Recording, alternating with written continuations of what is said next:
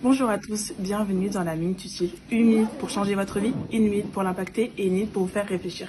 Je suis Merkel de l'Église universelle de Dieu, l'Église pour tous. Dans l'épisode d'aujourd'hui, on va parler de la tentation. Petit rappel, la tentation, c'est l'impulsion qui nous pousse à pécher, du coup faire le mal selon la parole de Dieu. Aujourd'hui, on va voir l'apôtre Victor Maconda pour lui poser quelques questions. Bonjour. Bonjour, ma chère Merkel. Comment est-ce que vous allez? Ça va bien, par la grâce de Dieu. Merci. La question toujours, c'est comment agir face à la tentation? Comment agir face à la tentation? Bien-aimés dans le Seigneur, pour vous tous qui nous suivez en ce moment, j'aimerais d'abord définir la tentation. Et puis, nous aurons 3 volets pour parler de la tentation.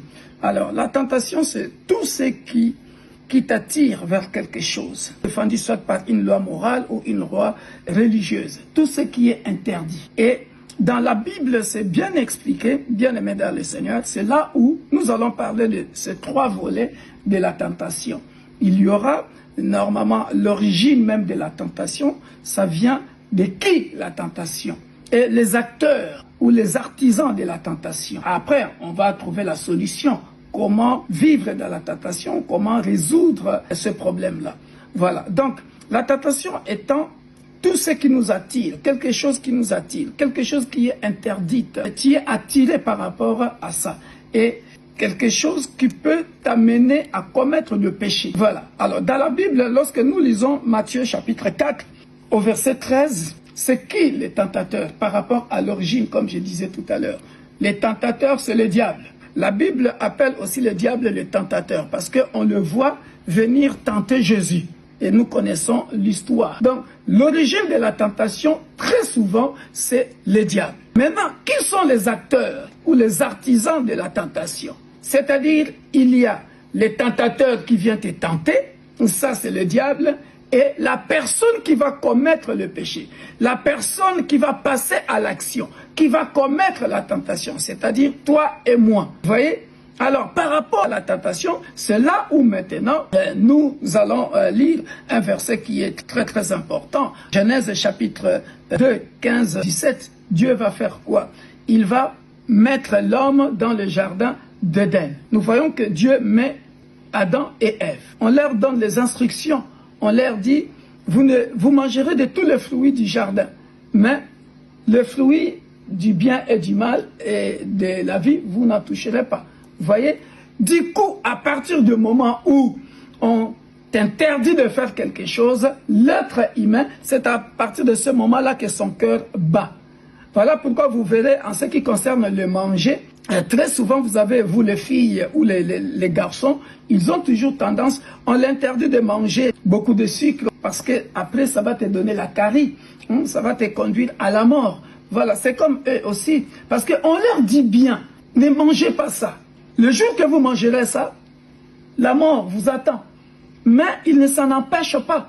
Et ça suscite tout de suite la curiosité. Voilà pourquoi maintenant, les tentateurs, il va dans Genèse 3, croyez-vous vraiment que si vous mangez de cet arbre-là, de la connaissance du bien et du mal, vous voyez, maintenant, là j'ai donné les acteurs, les artisans de la tentation. Maintenant, quelle doit être notre attitude par rapport à la tentation? C'est là où la Bible nous dit maintenant, dans Jacques chapitre 1, verset 12 à 15, nous allons les lire, comme ça vous allez bien comprendre. On va dire, heureux celui qui supporte patiemment la tentation. Maintenant, notre attitude par rapport à la tentation, pour ne pas commettre le péché. Parce que le fruit, le salaire du péché, c'est la mort. On a vu ça dans Genèse. Jacques chapitre 1, verset 12. Heureux l'homme qui supporte patiemment la tentation, car après avoir été éprouvé, il recevra la couronne de vie. Donc il ne mourra pas, parce que il a supporté la tentation. Il recevra maintenant la couronne de vie que le Seigneur a promise à ceux qui l'aiment. Voyez? Maintenant, la conséquence, si tu n'es pas capable de résister au diable, tu n'es pas capable de patienter, au lieu d'avoir la couronne de vie, regardez, la Bible dit au verset 13, que personne lorsqu'il est tenté ne dise, c'est Dieu qui me tente, car Dieu ne peut être tenté par le mal et il ne tente lui-même personne. Mais chacun est tenté quand il est attiré et amorcé par sa propre convoitise. Le problème, ce n'est plus Dieu. Le problème, ce n'est plus les tentateurs. Le problème, maintenant, c'est toi. Tu sais que ça, c'est un interdit. Tu sais que tu es tenté à ça.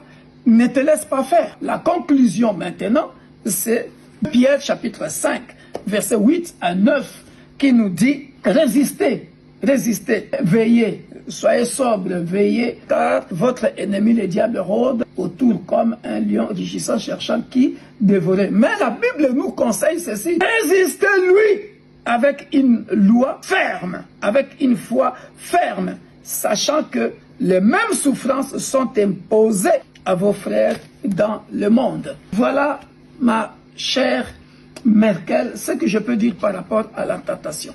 L'origine, il s'appelle le tentateur, le diable. Les deux acteurs, c'est-à-dire c'est la personne qui se laisse faire par rapport à la convoitise, qui se laisse faire à la tentation, au lieu de résister.